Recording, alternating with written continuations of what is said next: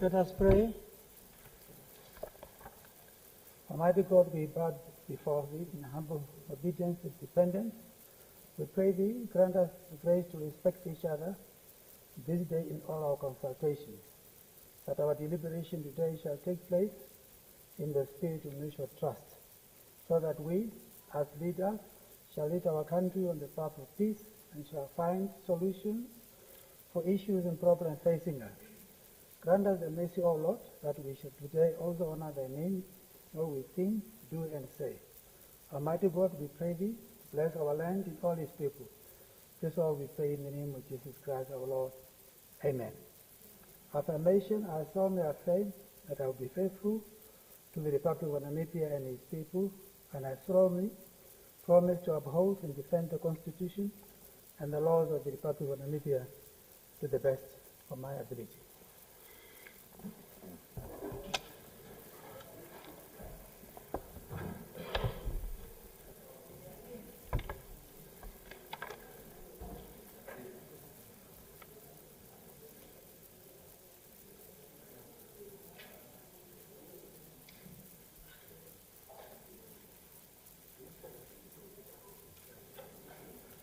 Welcome back.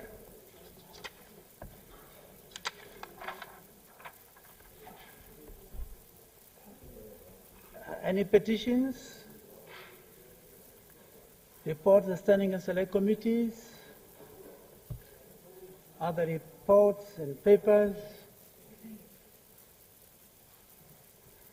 Notices of questions? Notices of motions? Okay. Honorable Joseph Kawandenge? No, only motion. Oh, okay. So you are with me. So, yes, Honorable Furowa.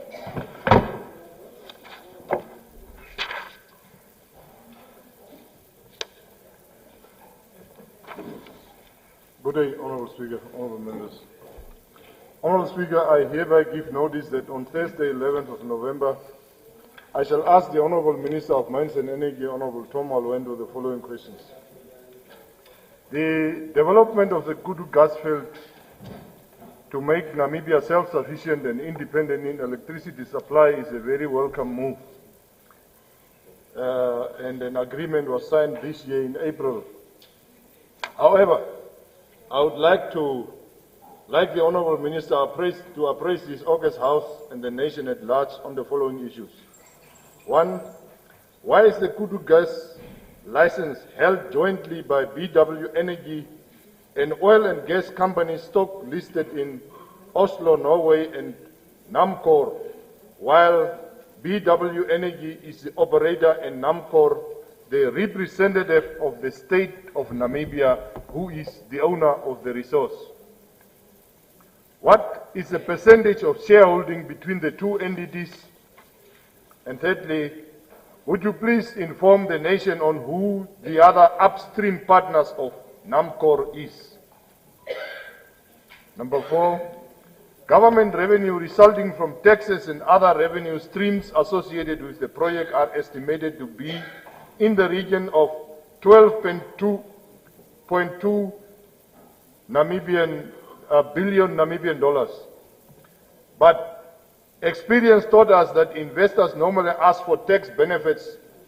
Therefore, my question, what are the detailed tax benefits to be provided by the Namibian government to BW Energy due to its partnership with Namcor and the investment to this project, and what would then the final estimated income be?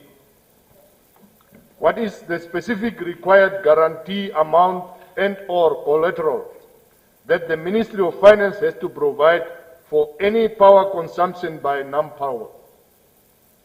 Would you please inform the nation on who the other downstream partners of Nampower is? I so move. Thank you.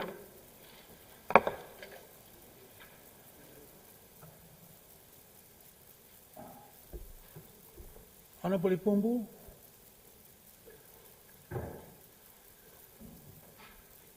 Thank you, Honorable Speaker.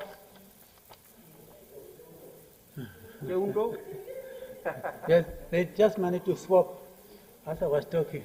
Please have the floor, Honourable Member. I hereby give notice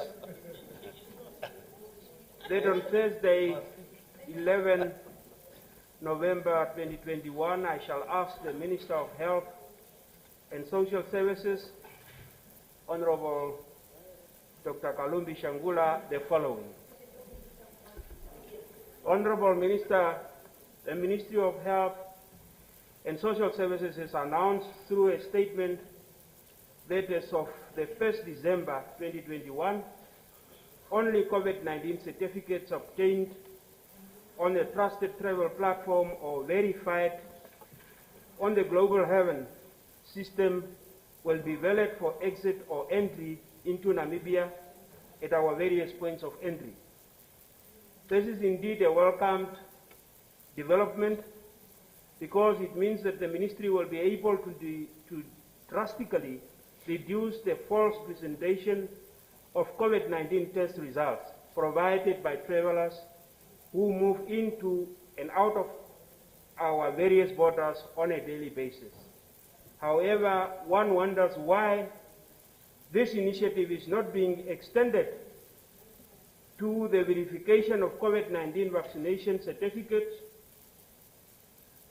This will indeed also ensure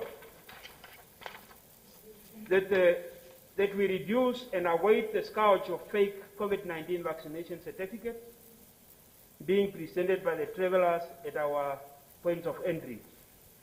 I thus ask the Honourable Minister, when will the Ministry of Health and Social Services implement a system similar to the Global Heaven system for COVID-19 vaccination certificates?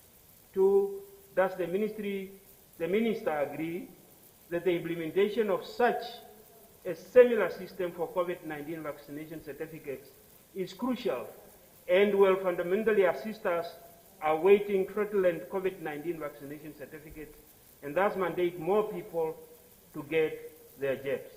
I so submit. Thank you. Can you pick it up? Thank you very much. We move on to Honourable Martin.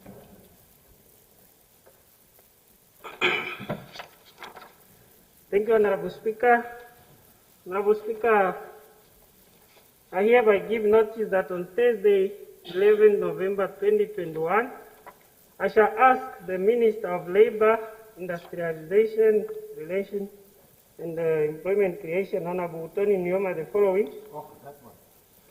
For years, the workers of Adahara Agricultural Company, which is located 40 kilometers southwest of Keetmanshoop, have been expressing their concern about the harsh and inhuman living and working conditions that they have been subjected to over the years.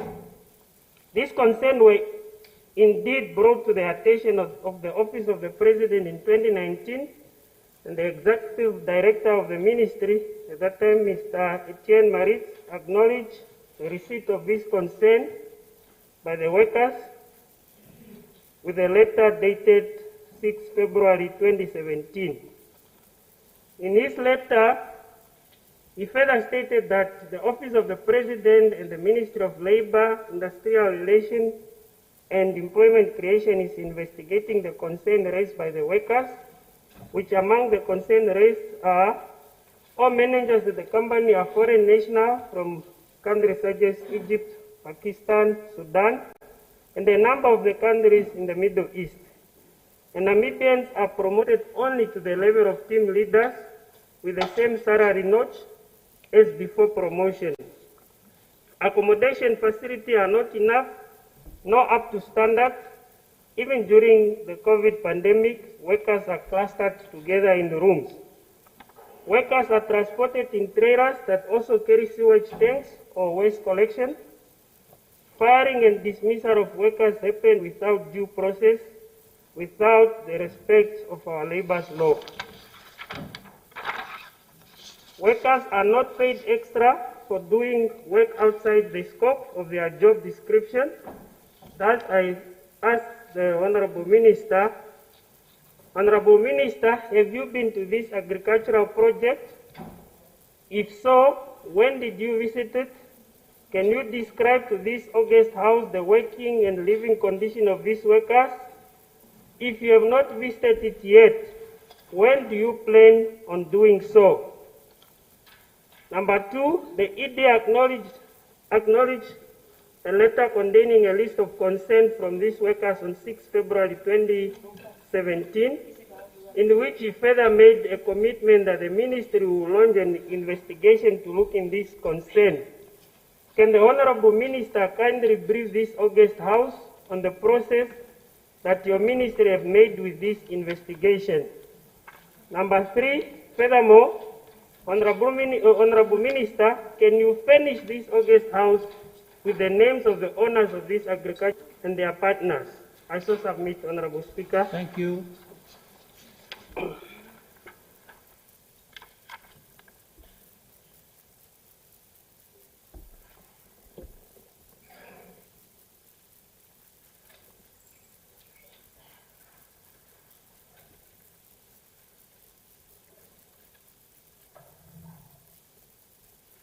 Thank you. Honorable Kotora. Yeah, thank you very much, Honorable Speaker, and good afternoon. I would like to pose a very urgent oral question to the Minister of Labor, Industrial Relations, and Employment Creation. Is that the question? The gisting of a Namibian lady by a Chinese national. Yes, please. Thank you. Honorable Minister, we were informed that a Chinese employee employs a woman naked, a Namibian woman naked, because of some allegations that she might have involved in some stealing activities. I want to find out from you, Honorable Minister, but also to abuse Namibia.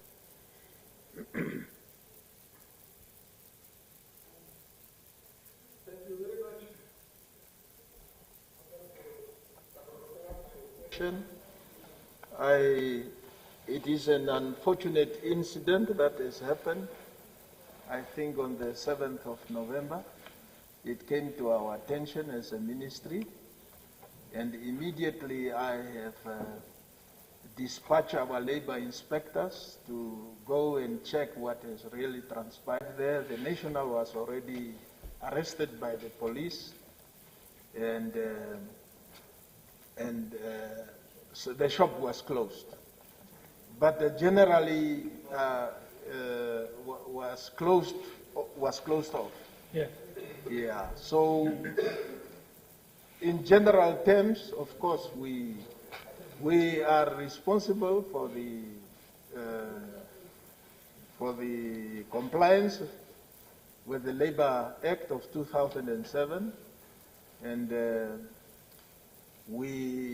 our inspectors really, it is maybe we are thin on the ground, but they have been moving from one company to another, and where they have found that there were some things that were not.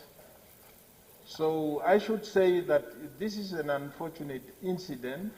We have been monitoring the situation, maybe not to the satisfaction of everybody, but at least attempts have been made to make sure that most of these employers comply with Namibia labor regulations, and particularly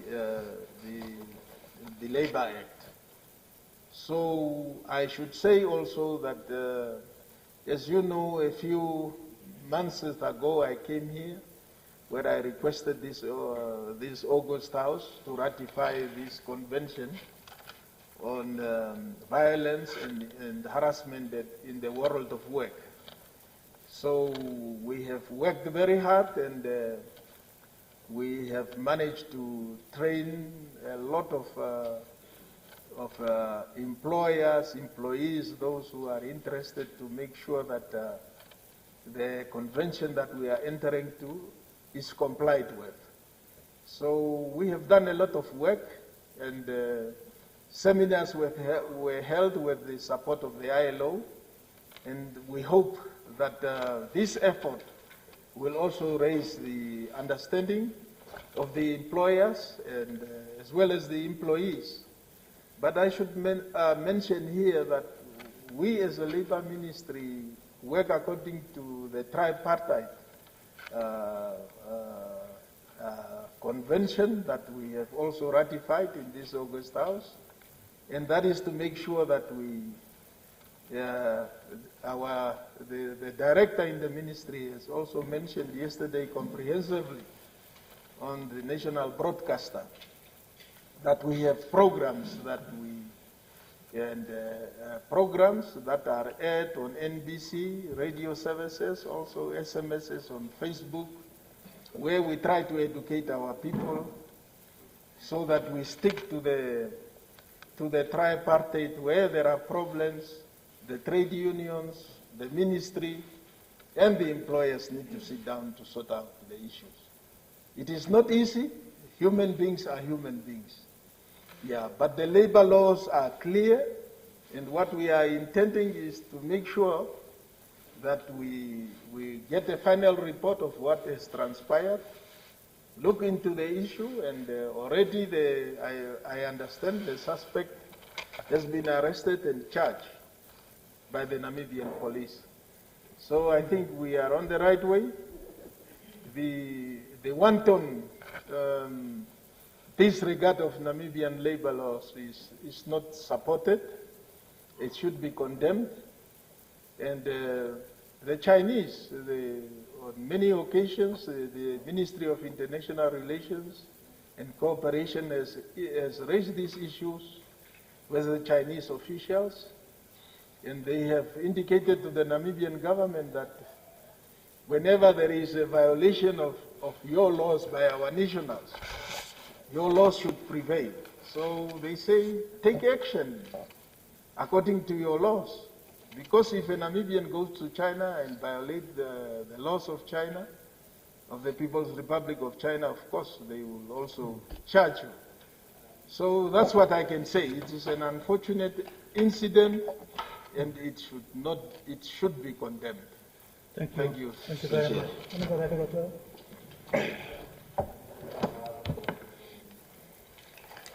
Thank you very much, Honorable Minister. I think I'm very happy to hear what you have done, what your ministry have done.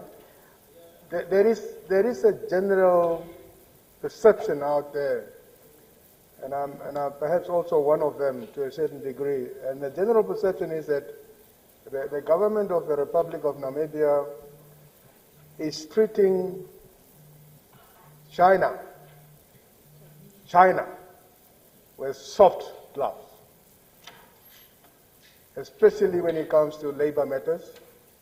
And that is why I mentioned the issue of a trend from Chinese nationals behaving in a way that is not acceptable in a country in which they are hosted. So I really hope that what the Honorable Minister have said in terms of the engagement with the Chinese embassy and so on is really bearing fruit, because that perception is out there, where people simply feel that the government is not doing enough to bring Chinese nationals to book when it comes to repudiating our laws, our labor laws and things like that. But I'm really happy for the answer that you have provided. Thank you. Thank you very much. We'll leave it at that. Notices of motions. Honorable Kobantenge.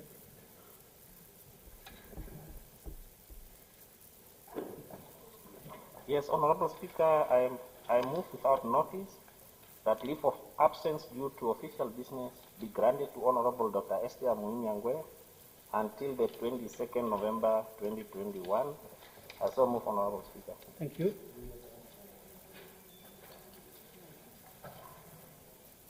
Thank you very much.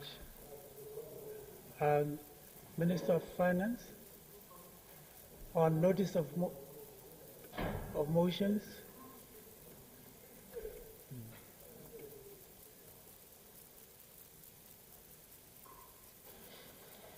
Thank you, Honorable Speaker.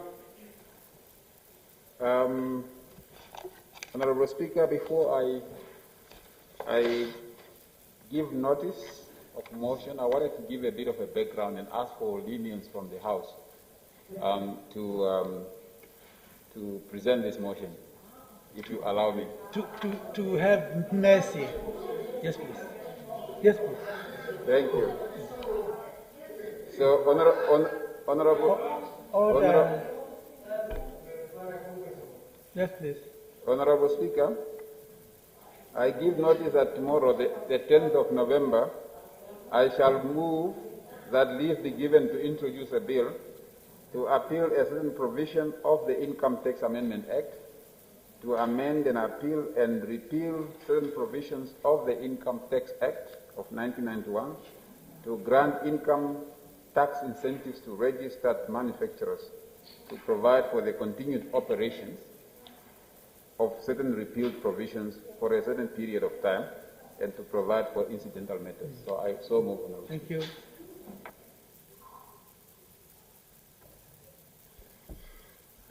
Let's move on. Messages from, yes, Honorable Kadekotora. Honorable Speaker, I don't understand. As we say in Africa, I don't understand. A similar question came up the other day on the timing of some of these bills, the timing in due consideration of the order paper. Honorable Speaker, I'm looking at the order paper now, and there are so many issues to be discussed, not only to be rubber stamped, but substantial matters to be discussed. Now, I don't understand, and I thought the Speaker also was on record to say there is always a cut-off point where we cut off accepting the introductions of bills and things like that. But it looks like those cut-off points are simply being ignored and raped at will. And that's what I'm saying, that I don't understand why we're doing that. Is it a matter of urgency? When I listen to the Minister of Finance, he has not stipulated the urgency of such a matter, unless there was a prior caucus between the Speaker, of course, and the Minister of Finance, as usual, to the detriment of some of us who have been waited for so long. Can I finish before you can come in? Who have waited for so long for our bills to come in, our motions and things like that. And honestly, Honorable Speaker, we are failing in terms of time management. Okay. We are totally failing. Let me explain. As far as time management is concerned. Let me explain. So I don't understand what is going on. Yeah, thank you very much. Everything that we say, we don't stick to what we are saying. We just spoke last week about the time frame when bills are to be introduced, but then we will just repudiate those things. Thank you. Maybe, I don't understand, honestly. Maybe I need an answer from you. Yes. No, the honourable member explained to me, properly as he should do, that this particular motion falls under the category of being an agent. So that is the reason why we are giving permission. So yes, but I'm just helping you to understand. Nothing that is not agent will be going through. That I can assure you. Honourable Dinda, please.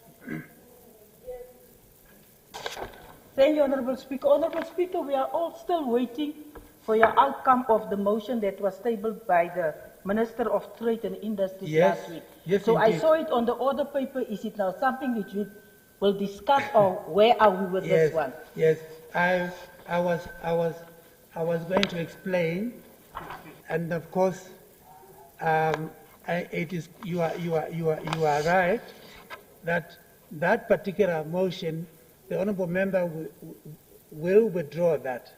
So it's just a question of time. She's going to do that. So that will not stand. For your information, it's understood. Thank you very much. Let's move on. Messages from the head of state. I'm seeing the light. Someone, honorable member. Yes, you have the floor. Thank you very much, Honorable Speaker.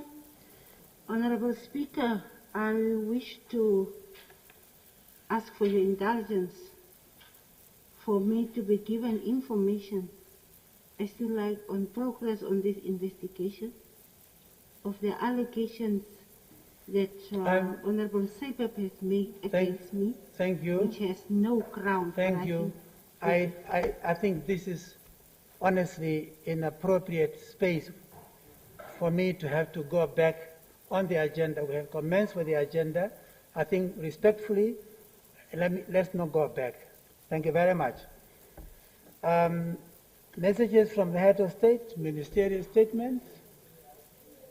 We agree that we exhausted that part of the agenda. The Secretary will read the first order of the day. The resumption of debate on the draft joint declaration between the Republic of Namibia and the Federal Republic of Germany. When the Assembly adjourned on Tuesday, the 26th of October, the question before the Assembly was a motion by the Honorable Minister of Defense and Veterans Affairs that the motion be discussed. The Honorable Maharuku adjourned the debate, and I've taken note of the fact that he's not in the House. So any further discussion? Honorable Jan van Beek.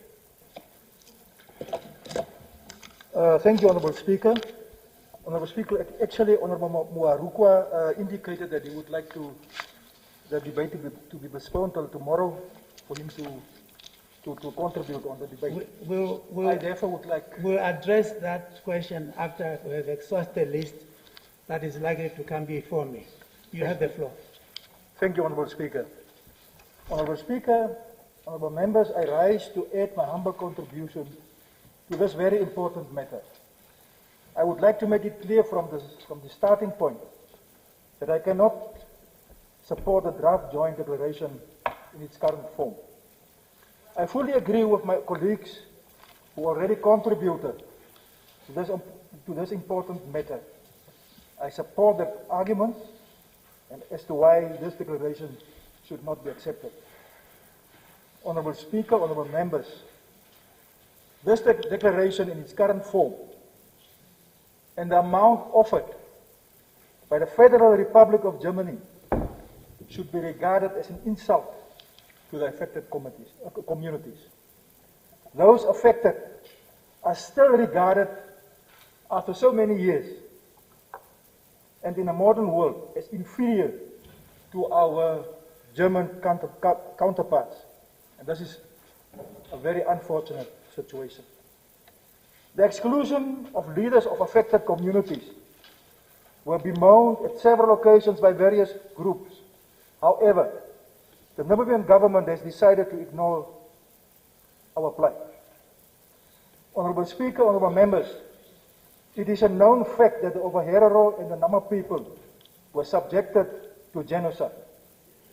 However, one should not forget that several other people or tribes were also affected by the actions of the German forces. Some people opposing the renegotiation of this declaration regard this matter as a tribal issue, which is totally wrong. The mover of the motion, when he motivated the motion, said the following, and I quote, Honorable Speaker, honorable members, it is against this background that I would like to address this August House on the issue of reparation. Reparation seeks to identify and redress those wrongdoings so that the countries and people, and I underline the word people, who suffered will enjoy freedom to continue their own development on a more equal terms, unquote.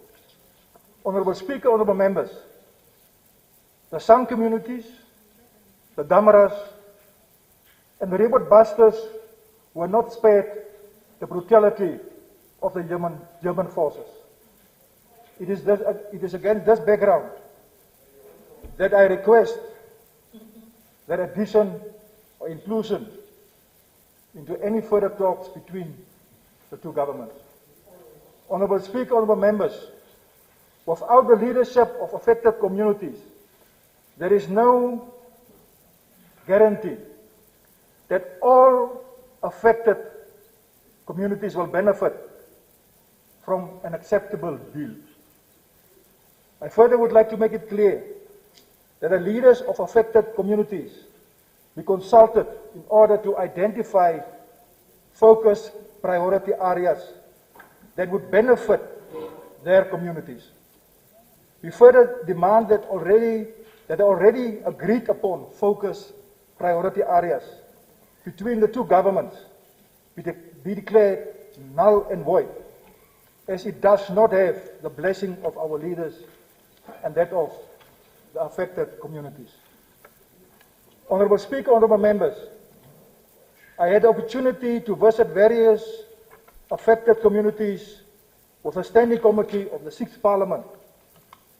And those members who were part of the delegation can testify about the pain and suffering of affected communities. We visited graves of victims of German atrocities, graves washed away or soon to be washed away, as communities just do not have the means to maintain these sites. Neither do they have any support to sustain themselves. This is not only the result of genocide, but it's also the result of economic and cultural genocide.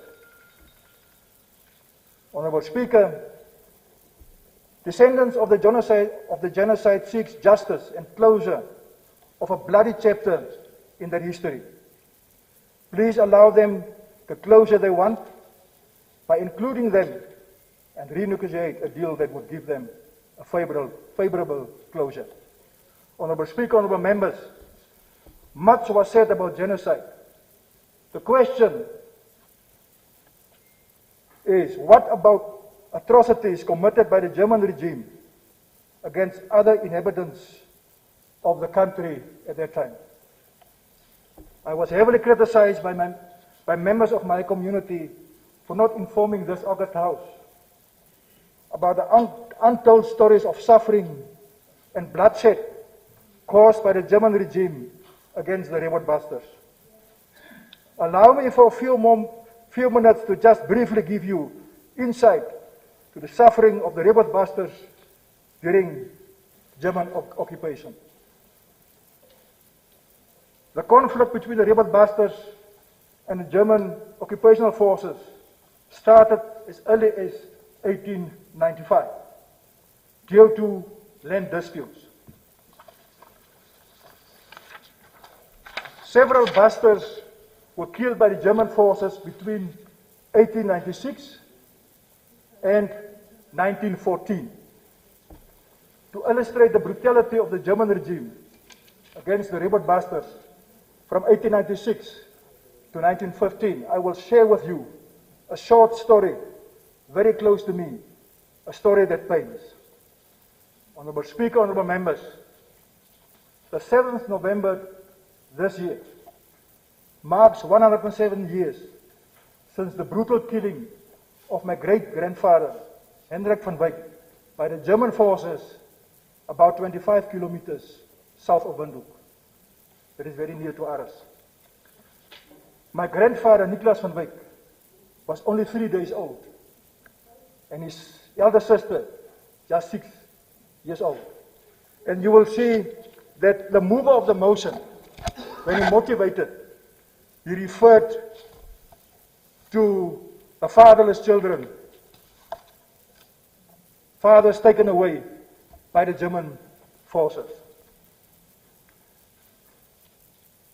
When my family received notice of the death of my great-grandfather, a 6-year-old girl suffered trauma and never recovered fully.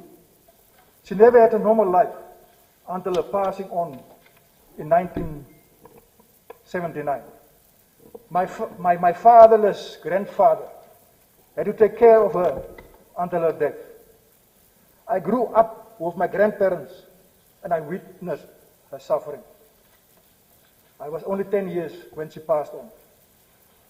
The grave of my great-grandfather is along the B1 road near Aris, a road I travel every day. The wheel of a wagon, similarly to that of the wagon driven by my great-grandfather as he was transporting goods between the coast and inland. At the entrance to the farm Aris, reminded me on a daily basis of the injustices and brutality against my people.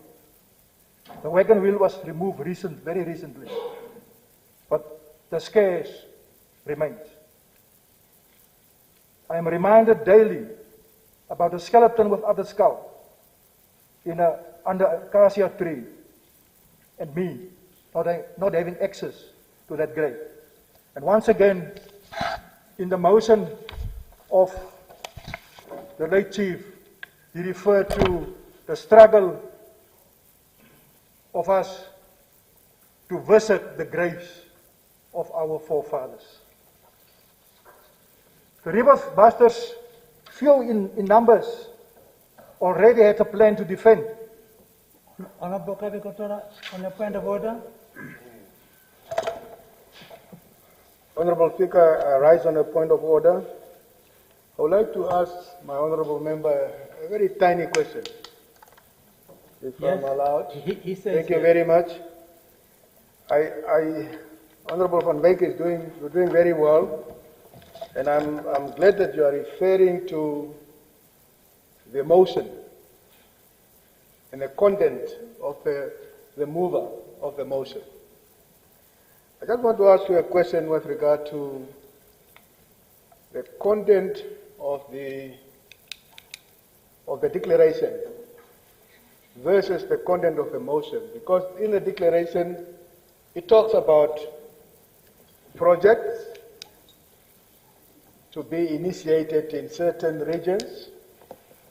It talks about a grant of how many billions depending on the exchange rate of the time.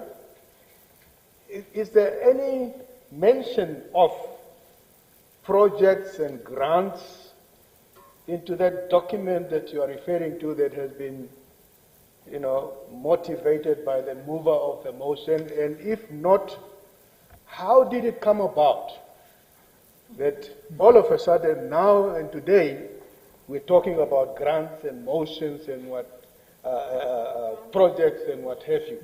How did it come about for that change in the original motion by the mover? Thank you. Thank you.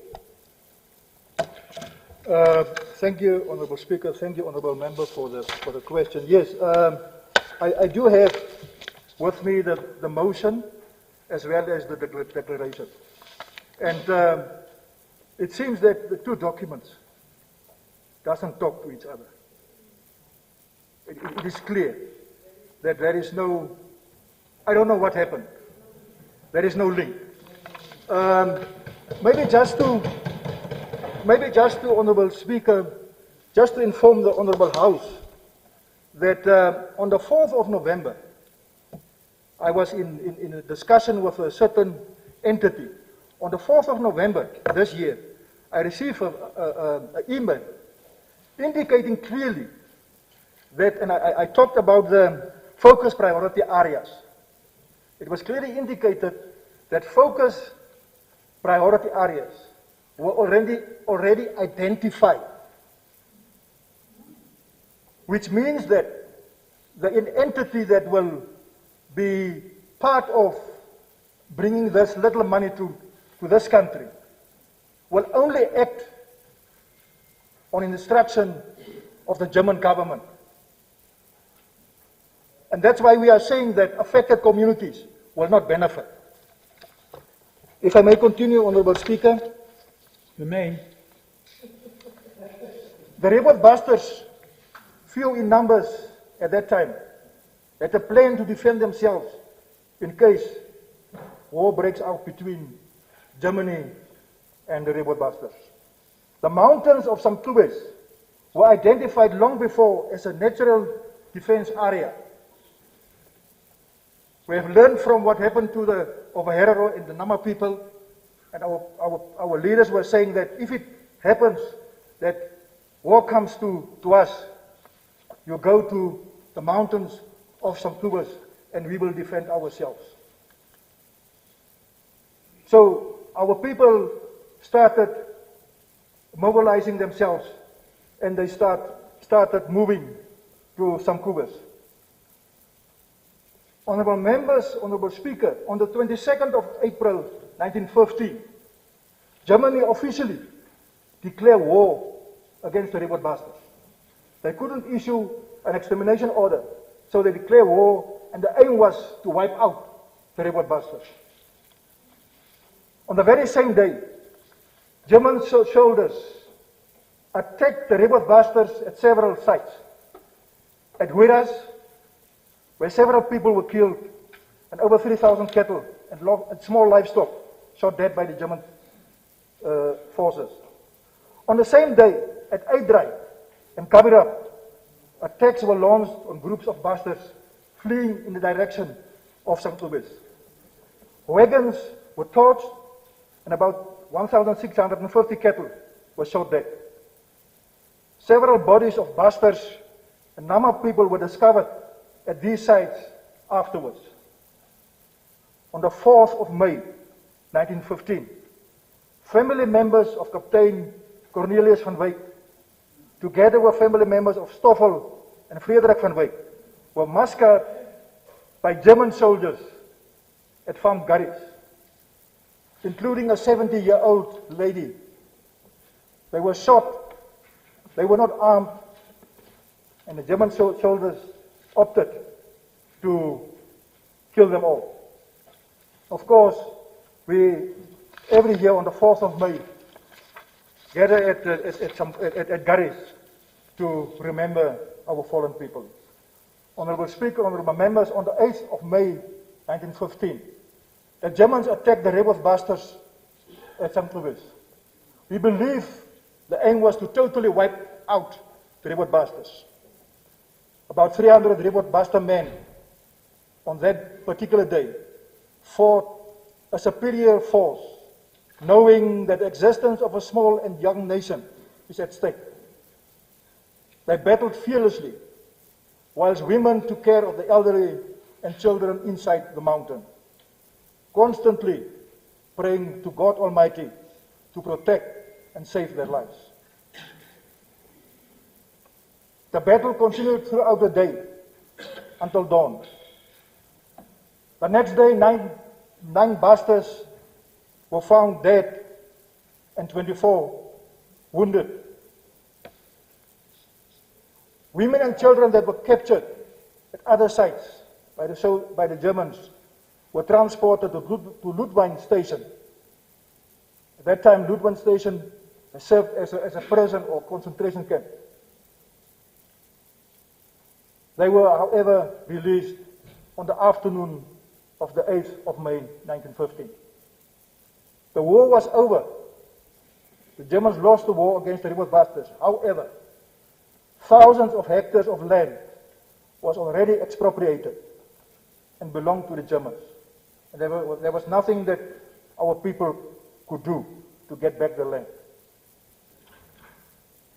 This phenomena continued under the apartheid minority rule and after independence, when the last 58,000 hectares of land of the rebelbusters were expropriated. Therefore, the plea to include the rebelbusters and all others who were affected, as they are ready and we are ready to be part of the fight to see justice. To conclude, Honorable Speaker, apart from genocide, the killing of huge numbers of livestock between 1904 till 1915 was not only aimed at starving our people, but it was also economic genocide. Today, the descendants of the German colonial forces live a wealthy life, lives built on the resources of this country, while some descendants of victims of the German atrocities live in utmost poverty. Trillions of dollars will not compensate for the lives lost. Neither will it bring back the dead. However, an acceptable deal might partly address the issue of economic genocide. Our plea is, involve our leaders and redefine focus priority areas to ensure that economic genocide caused by the German regime and that still continue after independence under the SWAPO-led government is properly attended to. Only this government can help our people to get justice. Give the affected communities the closure they need. If you fail to do so, I can promise you, we will continue the fight for justice, and so will those after us. Do the right thing. I thank you, Honourable Speaker. Thank you. Thank you. Honourable Almadinda. Yes. Honourable Speaker, Honourable Maruko is saying he's nearby. I want to adjourn the debate on his behalf. Now he's just informing he's here. Is there somebody else who can take for now the floor? I'm looking around. Your eyes are good as mine. I've exhausted my list. Until tomorrow then? Yes. If there are no one, we can defer until tomorrow? Yes. So decided. Thank you. He's here so. He's so bad. Yes, he's so. The Secretary will read the second order of the day. Resumption of debate on youth unemployment in the country, which is more than twice that for adults. When this Assembly adjourned Thursday, the 28th of October 2021, the question before the Assembly was a motion by the Honourable Hengari that the motion be adopted. The Honourable Venani had the floor, and I'm now asking him to continue where he left. Honourable Member, you have the floor.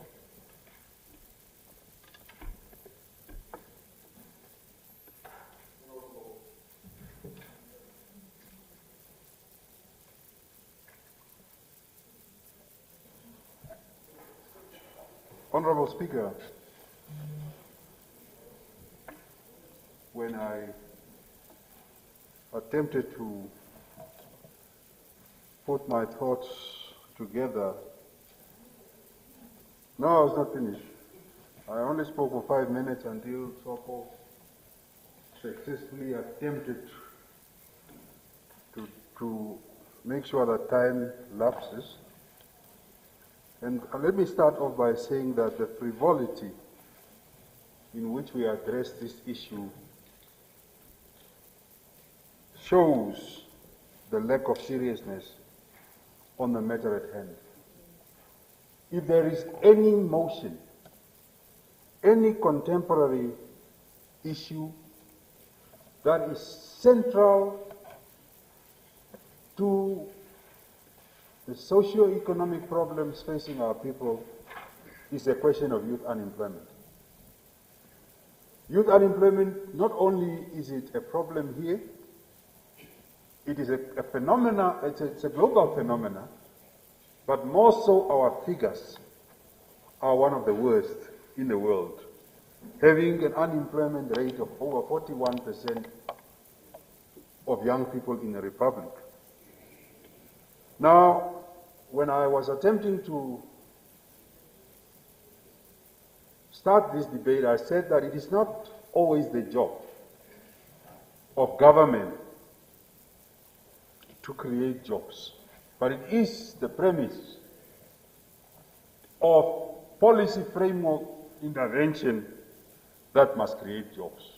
you are running the economy of the country, if you are running the country, you must make sure that you create avenues that would act as stimulant to the economy through supporting SMEs that create jobs. And we are not creating jobs. Now, Honorable Speaker, in fact, I have a written speech in my office. I just forgot it in my office. But why are you saying I'm confused? If I'm saying I'm having a written No, please, let's not have dialogue. No dialogue. You see, this is the frivolity. This is the frivolity I'm talking about. That to swap this issue must not be discussed. Please. Because the youth unemployment issue should be an issue under the carpet. There are terms that, yes, Nekundi raised, Nekundi set the bar of that frivolity. And your behavior is showing as such. Now, Honorable Speaker, why should I sit down? Because the matter shouldn't be discussed. We will discuss it and the young shall rise. No. Just because I'm saying I forgot my speech doesn't mean I'm incapable of addressing and articulating myself. I write it myself and I know what I wrote in that speech.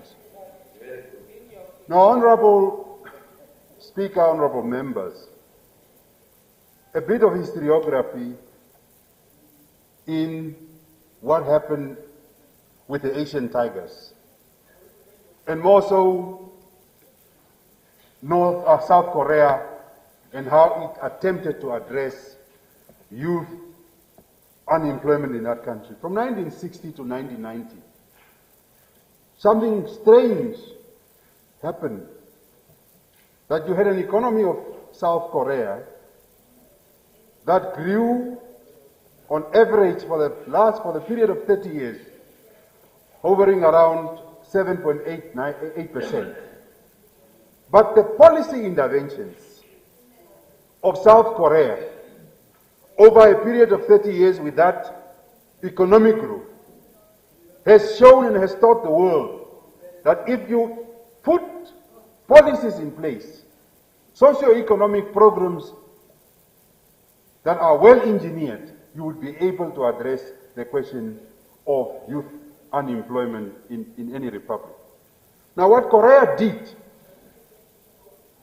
was the fact, South Korea, was the fact that while their economy was growing, their education system was overhauled to address the labor market. And this is one of the things that we have been saying, and I've been lamenting it in this House, that there is no synergy in our country between the industries and the education sector or the higher education sector. These two things do not speak to one another. You have an education sector that creates faculties in various areas. Now, whether these faculties speaks to the labor market or not, the universities do their thing, they create graduates, the job market does their thing. And we need to create a skills mapping process where we should be able to answer the question as to how many engineers will Namibia need in the next 30 years? How many boiler makers do we need in the next 10 years? Now, what the ruling party has successfully done was to sell us dreams.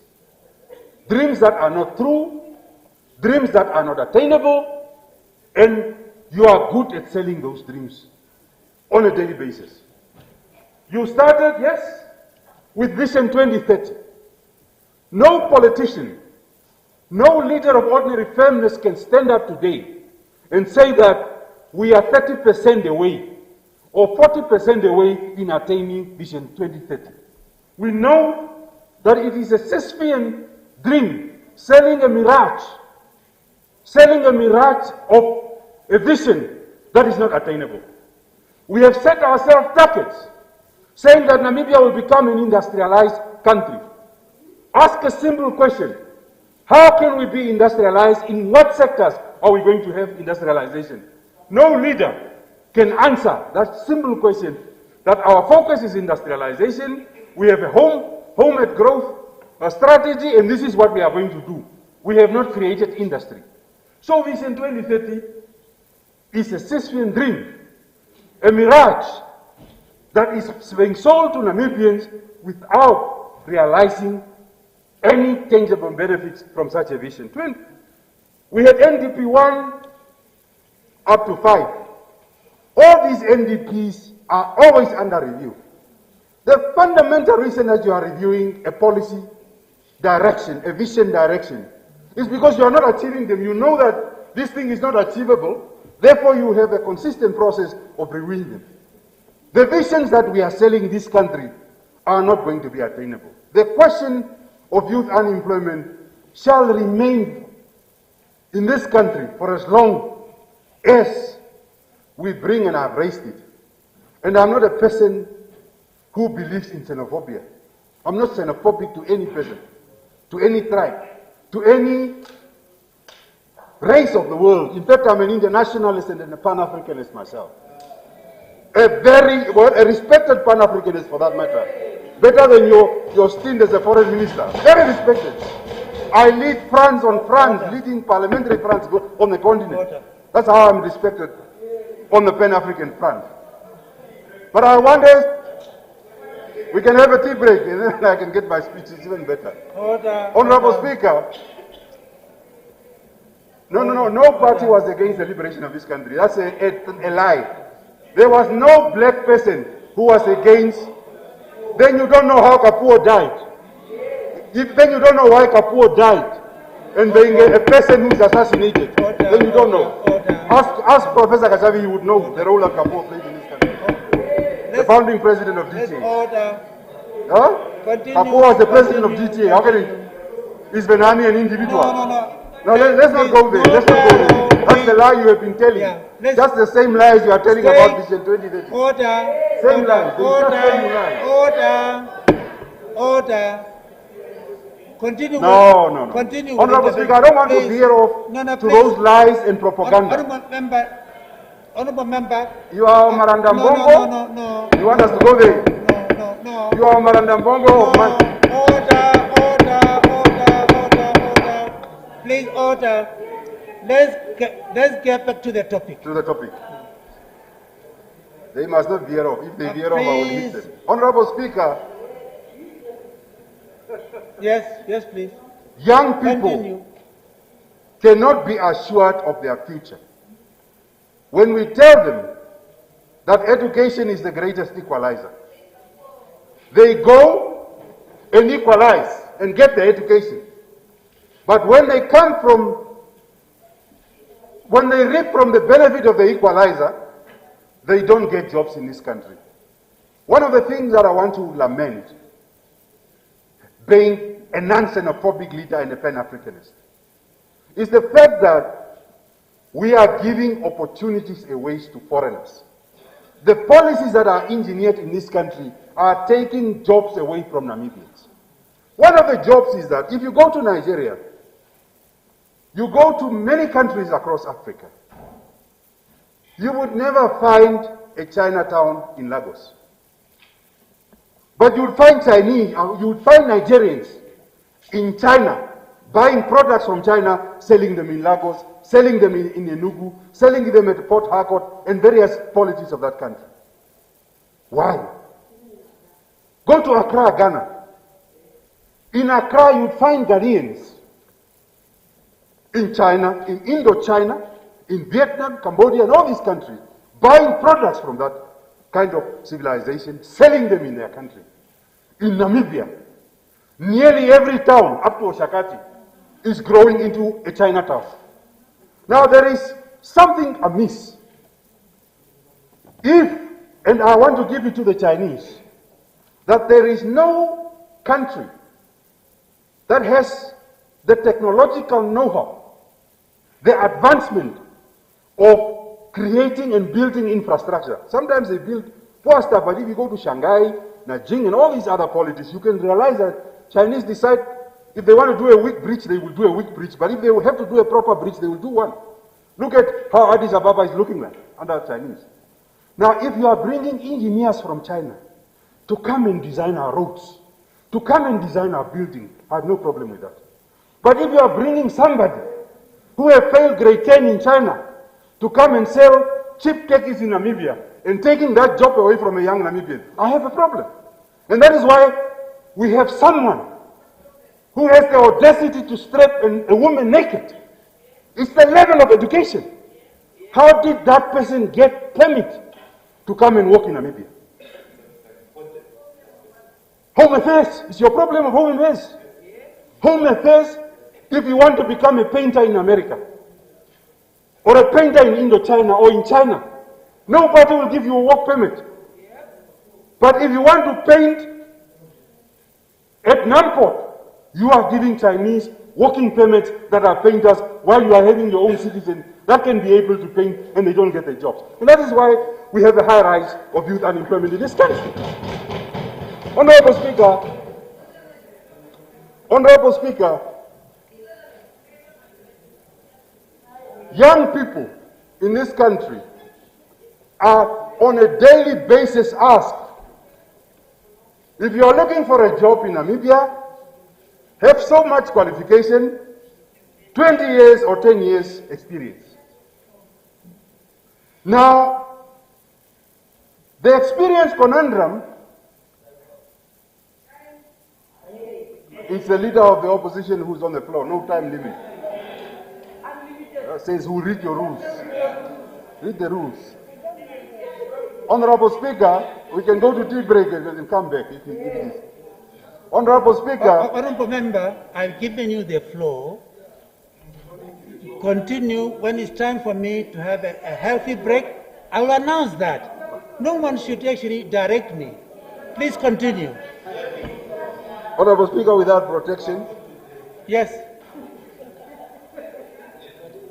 What we are doing wrongly in this country and what Ifete has been doing and Nekundi is any opportunity, and I want to be very candid and very frank on this conversation. One member of the executive rose in this house and said that there is nothing wrong for our children to benefit in the schemes of this country because they are also citizens of the country. I agree. I disagree with that notion. What you in the ruling party are doing, you are using inside trading, information that you have. Certainly your children have become the biggest business people in this country. Certainly your own children have become the biggest business people in this country. My brother has been a business. You see, this is what you don't understand. And let me put it to you. My brother does not have a brother who is in government. I'm not in government. I have not given my brother a tender. You have given him a tender. So you must answer. The difference between me and you is that the brother is not running a government. Please, no dialogue. He's not running a government. No dialogue. No dialogue. Did I connect him? Please, Honorable Speaker, how should our children that are unemployed, living in rural villages, from the northern part of the country to the south, from the east to the west, see that it is only Shaningwa's children that is having all the tenders? Not all the money. All of you are massive.